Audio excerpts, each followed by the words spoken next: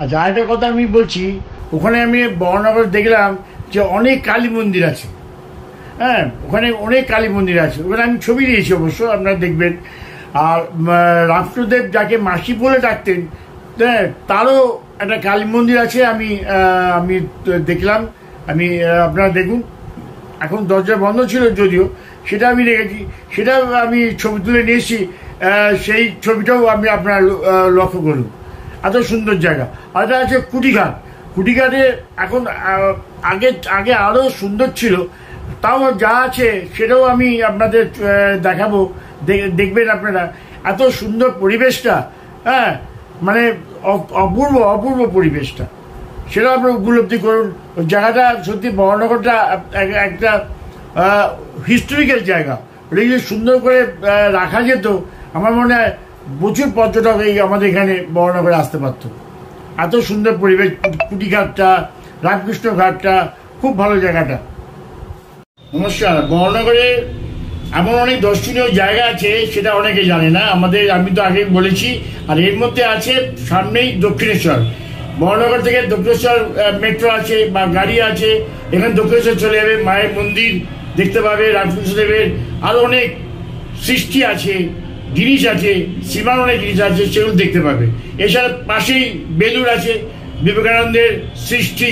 হ্যাঁ, এখানে বেলুড়ে বিবেকানন্দের কি কি করেছিল, চিকাগোতে কি করেছিল, সমস্ত কিছু বেলুড়ে আপনি দেখতে পাবেন। বেলুড়টা খুব সুন্দর জায়গা, মহারাজদের জায়গা, আপনি এখানে ধ্যান করতে পারবেন, খুব পরিবেশ খুব সুন্দর। এছাড়া দক্ষিণেশ্বরে আদ্যাপীঠ আছে, স্বামী যোগানন্দের আশ্রম আছে, সেটাও অনেক কিন্তু জানে না, এটাও উনি দেখতে পাবে। আমি তাই বলি, বহনগরে এমন কিছু জিনিস আছে সেটা কলকাতার লোকেরা অনেকেই জানে না। আপনারা আসুন, বহনগরে আসুন এবং দেখুন বহনগরে কতটা ঐতিহ্য আছে। এটাকে সুন্দর করে সাজালে একটা বিশাল পর্যটক ক্ষেত্র করা যেতে পারে। ধন্যবাদ।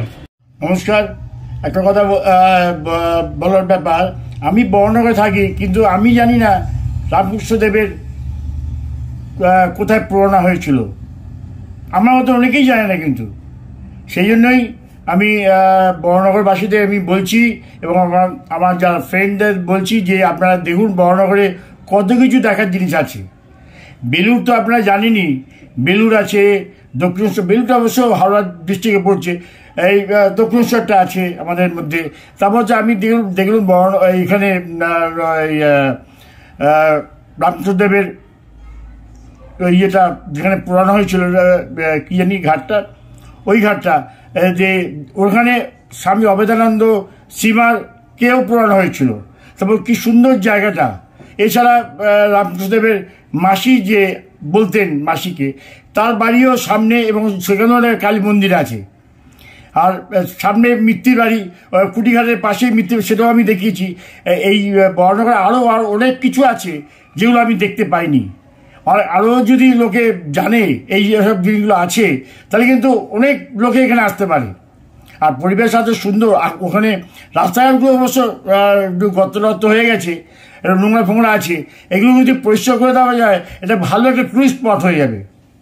আমার মনে হয় এটা আমাদের এখানকার লোকদের একটু দেখা দরকার, যে এখানে লোকে যে আনাগোনা হচ্ছে, লোকের একটু ইন্টারন্যাশনাল জায়গা এটা।